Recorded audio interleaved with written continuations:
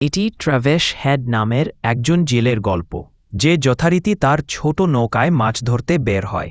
কিন্তু এই দিনে একটু অন্যরকম কিছু ঘটে। হঠাৎ চারিদিকে ঘন কুয়াশা নেমে আসে এবং মাইলের পর মাইল কিছুই দেখা যায় না। ট্রাভেস হেড তার পথ হারিয়ে ফেলে এবং ঘুরে বেড়াতে বেড়াতে একটি নির্জন নৌকার মুখোমুখি হয়। কৌতূহলী হয় সে তার নৌকাটি নৌকার সাথে বেঁধে দিয়ে ওই নৌকাটি পর্যবেক্ষণ করার জন্য ভিতরে যাওয়ার সিদ্ধান্ত নেয়। নৌকায় ঢুকতেই সে হতবাক। নৌকাটি সম্পূর্ণ খালি, কোনো মানুষ নেই, কোনো শব্দ নেই, শুধু একটা রহস্যময় নীরবতা।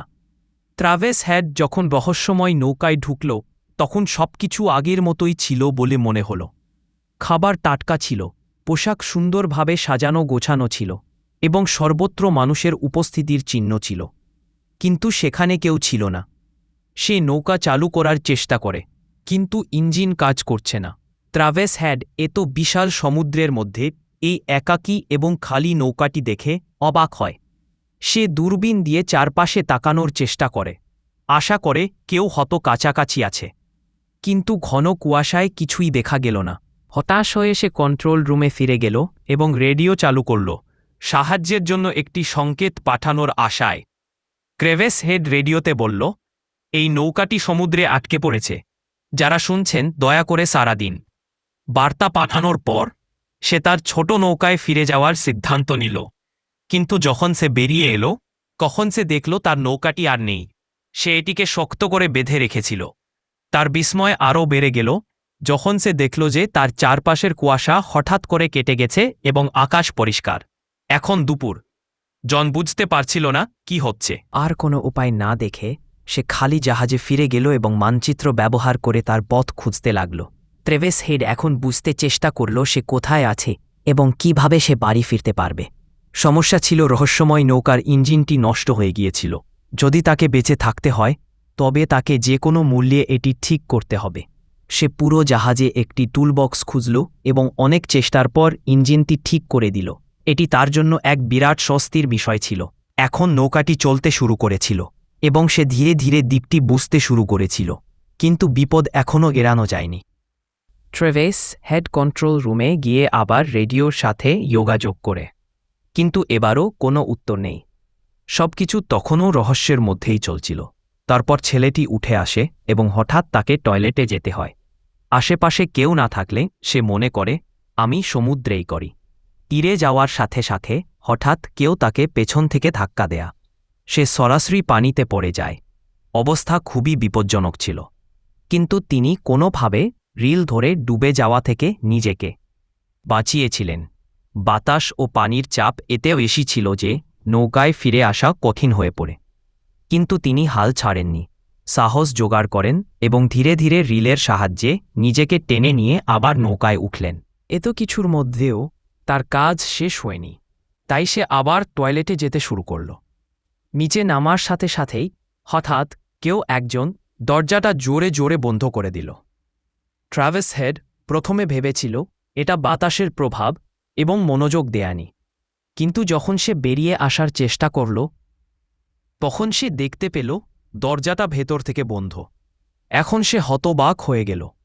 সে দরজা খোলার জন্য অনেক চেষ্টা করল, এমনকি সে তার পকেট থেকে একটি মুদ্রা বের করে তালাতে ঢুকিয়ে খোলার চেষ্টা করল, কিন্তু সব ব্যর্থ হল। এখন সে অনুভব করতে লাগল যে এই জায়গায় সে একা নয়। এমন কেউ আছে যে তাকে বিরক্ত করছে, এমন কেউ যে অদৃশ্য কিন্তু সর্বদা উপস্থিত। সে অনুভব করতে লাগল যেন কেউ তার সাথে মজা করছে। সে জোরে চিৎকার করে বলল, দয়া করে দরজাটা খুলে দাও, আমি কোনো কিছু চুরি করতে আসিনি। কিন্তু কোনো উত্তর ছিল না। এখন তিনি বুঝতে পেরেছিলেন যে সাহায্যের আশা বৃথা। সে কেবিনের দিকে এগিয়ে গিয়ে ভিতরে গিয়ে তার আত্মাকে দেখল। রক্তের দাগ ছিল, একটি ভীতিকর পরিবেশ ছিল, কিন্তু তিনি ভয় উপেক্ষা করে এবং একটি কাঁচি তুলে দরজা খোলার চেষ্টা করল, কিন্তু তালা তখনও খোলেনি। ঠিক তখনই পুরো নৌকাটি প্রচণ্ডভাবে কাঁপতে শুরু করল, যেন বড় কিছু ঘটতে চলেছে।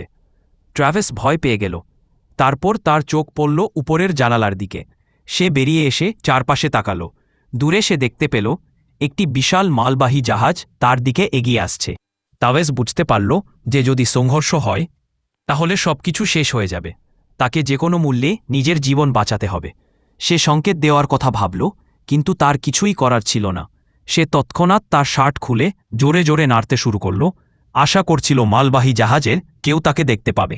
কিন্তু আফসোস, তার সমস্ত প্রচেষ্টা সত্ত্বেও কেউ তাকে লক্ষ্য করেনি। এখন তাকে যে কোনো মূল্যে তার জীবন বাঁচাতে হবে। যদি তার নৌকা চলতে থাকে তাহলে এটি মালবাহী জাহাজের সাথে ধাক্কা খেয়ে সবকিছু শেষ করে দিতে পারে।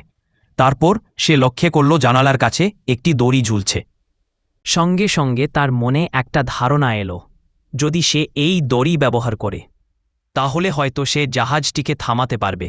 সে দ্রুত দড়ি তাকে বেঁধে দিলেও যাতে নৌকার গতি বন্ধ হয়ে যায়। কিন্তু পরিস্থিতি আরও খারাপ হয়েছে। দড়িটা ইঞ্জিন ফ্যানে আটকে যায় এবং ব্যাটারুমের ভিতরে টেনে নিয়ে যাওয়ার সময় তার গলায় আটকে যায়। সে দম বন্ধ হয়ে গেল। মৃত্যুর দ্বারপ্রান্তে পৌঁছে তিনি সাহস দেখিয়ে আগুন থেকে নিজেকে মুক্ত করেন। তার ঘাড় সম্পূর্ণ লাল। তিনি প্রায় মৃত।